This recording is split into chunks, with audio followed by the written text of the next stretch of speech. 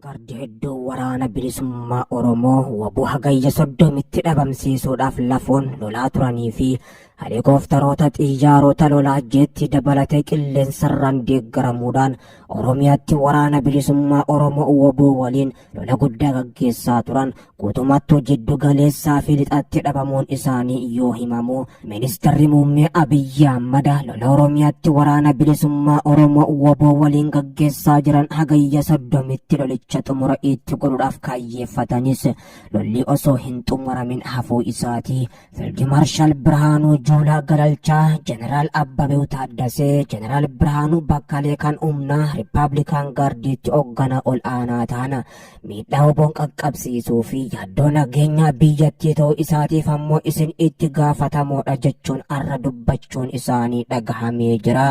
Haa ta'u malee Fiildi Maarshaal Birhaanuu Juulaa Galalchaa ammoo guyyootaan dura waraanni bilisummaa Oromoo waboon yaaddoo biyyaa kan taane godhamee jira jechuudhaan gara miidiyaa biyyattiitiin kan dubbatan garuu faallaasanii walgahii gamaa raawwii opereeshinii qindaa naannoo Amaaraa fi Oromiyaatti gaggeeffamaa jiru haala inni irra jiru irratti ammoo guyyaa har'aan tanaa waajjira ministeera muummee Abiyyitti marii godhame irratti Abiyyi jeneraalota isaa ifatti akeekkachiisuun dhagahame. Meejar Jeneraal Birhaanuu Bakkalee ajajaa opereeshinii qindaa ajajoota waboo fi mooraa waraana bilisummaa Oromoo waboo irratti humni arrijii yookaan Rippaabilikaan Gaardii 800 ol helikoophtaroota 2 xiyyaara lolaa 1 dabalatee tarkaanfiin isaan opereeshinii gaggeessuudhaaf fudhatan osoo hin milkaa'in humni isaanii waboon dhumuun ammoo akka abdii isaan murachiisee fi lolli Oromiyaatti gaggeeffamaa jiru karaa lolaan osoo hin taane mariin xumura argachuu akka qabu Ministeera Muummee Abiyyi Ahmadiif waltajjii kanarratti yaada dhiyeessuu isaanii qondaalli mootummaa marii kanarratti hirmaate tokkos nutti himanii jiru. Humni Rippaabilikaan Gaardii kun ammoo bara 2019 keessa baay'inni isaa birrii Itoophiyaa miliyoona 140 ol kan ture. Bara kana keessa ammoo birrii miliyoona 280 ol akka ta'e himamee jira. Humni kun biyya akka Raashiyaa fi Chaayinaa akkasumas Israa'el keessatti leenjii fudhachaa turuunsaatis kan beekamu hoggaa ta'u kaayyoon isaa masaraa mootummaa eeguudhaa fi hogganoota olaanoo fi maatii isaanii tiksuudhaaf Ministeera Muummee Abiyyi Ahmadii fi Pirezidaantii Itoophiyaa tan taate Saahilewarq Zawudeedhaan ammoo xumura bara 2018 Diseembara keessa kan hundeeffamedha.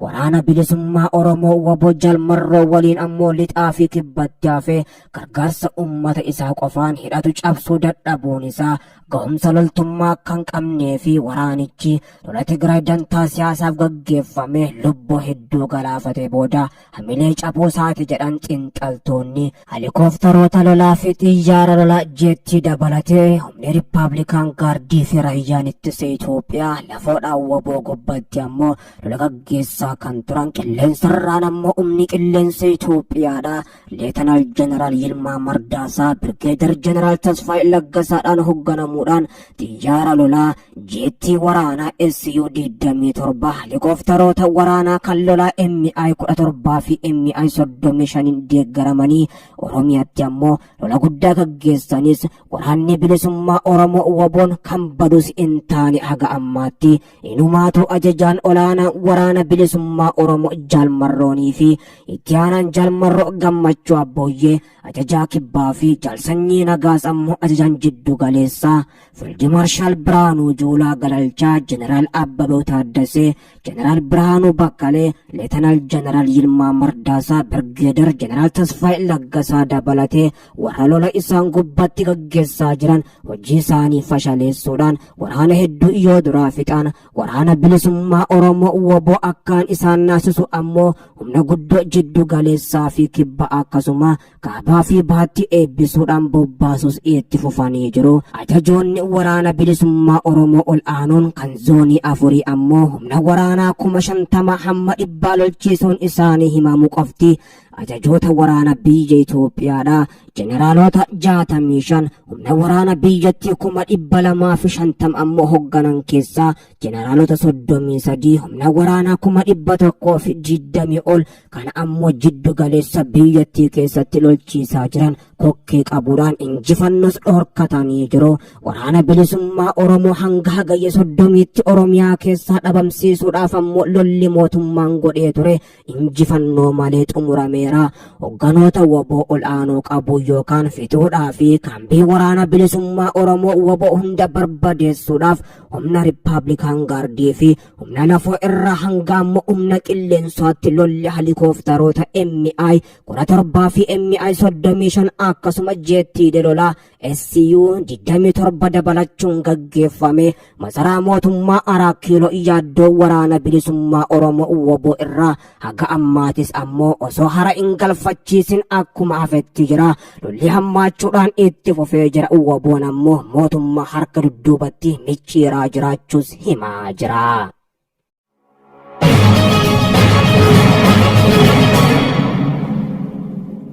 Lolli guddaan waraana bilisummaa Oromoo fi humnoota mootummaa Abiyyi Ahmad jidduutti gaggeeffamaa jiru jabaatee akkuma itti fufetti jira.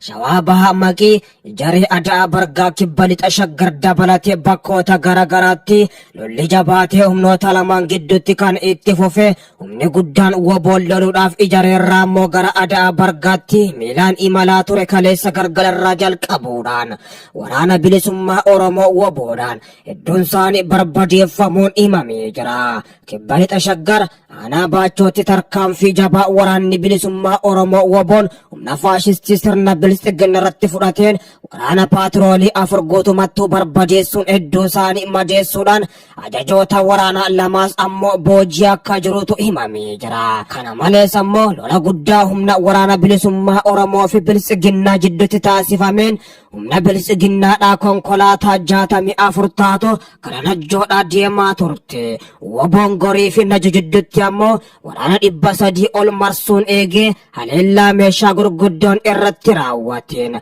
akka baala mukaatti harcaasee jiraachuu ajajaa waboo naannichaatis himanii jiru. Gaazexeessaan dhimmoota siyaasaa Itoophiyaa fi gaanfa Afrikaa irratti barreessuun beekamu Maartin Pilaawut mootummaan Itoophiyaa masaraa haarawaa maqaa caakkaa piroojeektii jedhuun ijaaraa jira jedhe. Masaraan kun doolaara Ameerikaa biiliyoona 10tti tilmaamamuun kan ijaaramu ta'uu Maartin Pilaawut ibsee jira.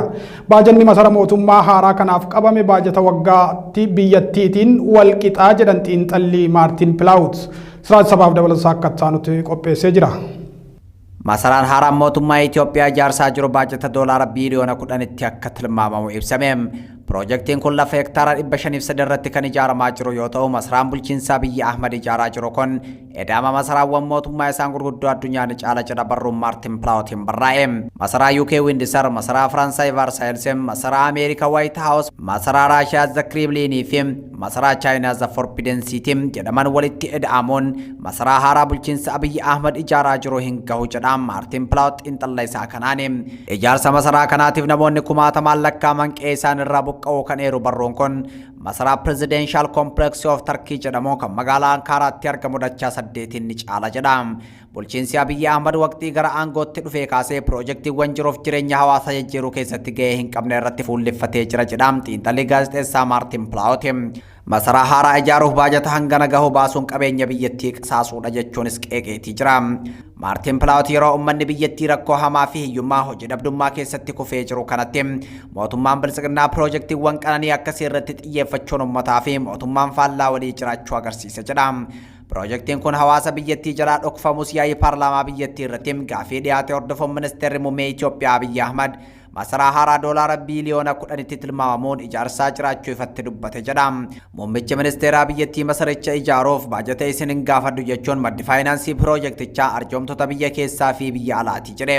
Piroojeektiiwwan akka muuziyeemii saayinsii fi teeknooloojii, paarkii Friendship fi kanneen biroo maddi faayinaansii isaa maal akka ta'e hin beekamu kan jedhu barruun Maartin Pilaawut sababa ijaarsa masaraa haaraa kanaan rakkooleen uummataa fi namoota dhuunfaarra gahaa jiru olaanaadha jedha. Mootummaan bilisiginnaa baajata hangana gahuun masaraa haaraa ijaaruuf ijaaruuf kan jalqabe ta'us dinagdeen biyyattii bututuun kufaatiif saaxilamee jira. Kasaraan waraana Tigraay qofti doolaara biiliyoona 28tti tilmaamamaan qaala'insi jireenyaa dhibbeentaa 37 tuqaalama ta'ee jira jechuun heeriitii jira. Erga ministeerri muummee Itoophiyaa gara aangoo dhufeem dandeettiin waa bituu birrii Itoophiyaa dhibbeentaa 120 gadi bu'ee jira kan jedhu xiinxalli Maartin Plaawot warqeen gabaa alaaf ergamu daldala seeraan alaatiif saaxilamuun dhibbeentaa 59 hir'achuu ibseetii jira.